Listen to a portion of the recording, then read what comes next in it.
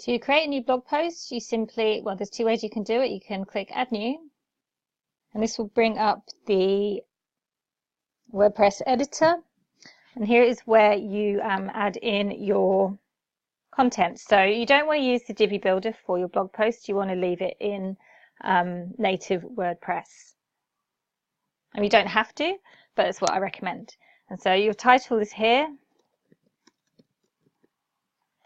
And once I hit publish, this will go live, or you can save it as a draft if you're working on it and you don't want it to go live yet. So I'm going to save this one as a draft for now. Now the URL slug is what the link for the blog post is going to be. So for example, this one here, this example one I've put in, the URL or the slug is 10 tips copywriting that converts.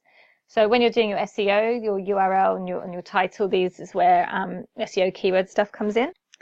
If you want to update that, in here is where you do it. This templates come installed with Yoast, so this will help with your SEO as well.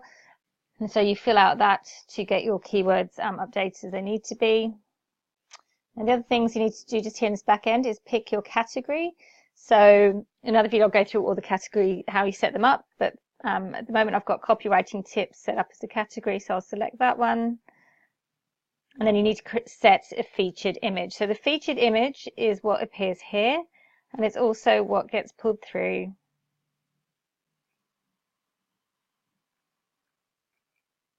onto this overview page. So if you don't put a featured image, that will be blank, and it will just go straight through to the headline. So you click Set Featured Image, and you can either select an image that you've already prepared, so you want them to be roughly 600 by 400 pixels.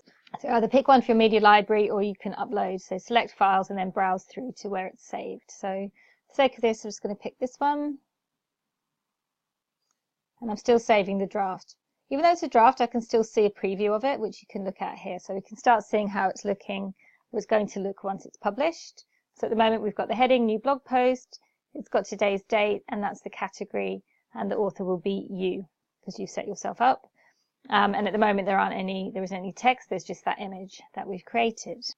Now to write the blog post, I would use the default editor. And so in the default editor, this is where you start typing your texts or your blog post. So you start typing.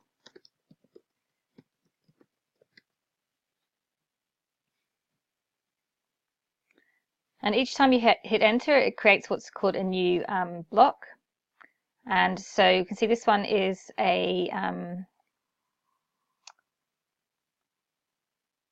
it's currently paragraph, so I could turn that into a heading or a list. So let's say this is a heading.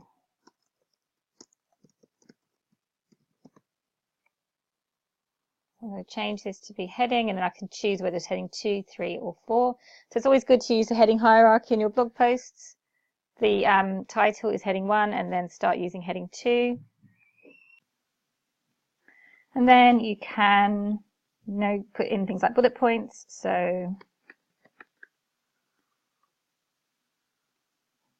turn that into a list. And you can choose whether it's bullets or numbered list. Obviously, we've got other features here like your bold and italic, stuff like that. So. And we can add some more text. Keep going that way until you've written your whole blog post or copied and pasted it and formatted, whichever way you'd like to work. And then once you're happy with it all, you can just hit update and it's going to all publish and it will publish it. And then what we'll see here on the blog page is that it's now added in that new blog post. Okay, so it will always move it to the front so they're in date order.